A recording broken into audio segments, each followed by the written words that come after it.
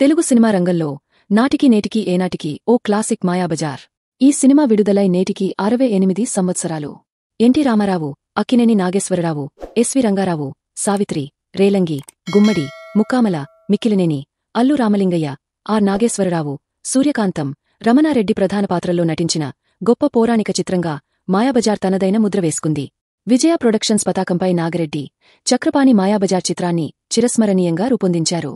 దర్శకుడు కెవి రెడ్డి మాయాబజార్ చిత్రాన్ని అపూర్వంగా, అనూహ్యంగా, అనితర సాధ్యంగా తెలుగు తెరపై ఓ సెల్యులాయిడ్ కావ్యంగా మలిచారు.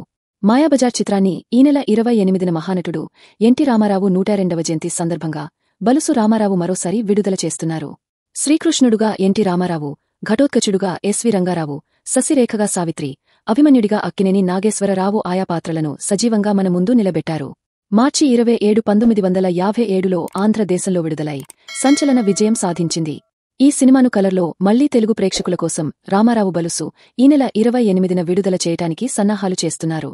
ఈ సందర్భంగా మాయాబజార్ ప్రీ రిలీజ్ ఈవెంట్ నిర్వహించారు.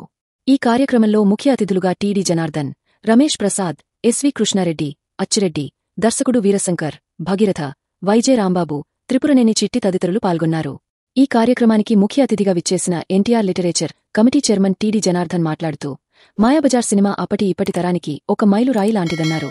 ఇప్పటి తరంలో ఎన్నో గ్రాఫిక్స్ వచ్చినా ఆనాడే గ్రాఫిక్స్ లేని సమయంలో ఎంతో అద్భుతంగా మాయాబజార్ను మలిచి తిరుగులేని విజయాన్ని అందుకున్నారు. మళ్లీ ఇప్పుడు మాయాబజార్ని బలుసు రామారావు విడుదల చేయడం అభినందించదగ్గ విషయమన్నారు. ఎన్టీఆర్ ముందు తర్వాతగా తెలుగునాట రాజకీయాల్ని చెప్పుకోవాలని, రాజకీయాల్లో నైతిక విలువల్ని, ప్రజాస్వామ్య విధానాల్ని, సంక్షేమ సకాన్ని ప్రారంభించిన మహాపురుషుడు ఎన్టీఆర్ని కొనియాడారు. మాయాబజార్ విడుదలై గొప్ప విజయం సాధిస్తుందని నమ్మకం నాకుందన్నారు.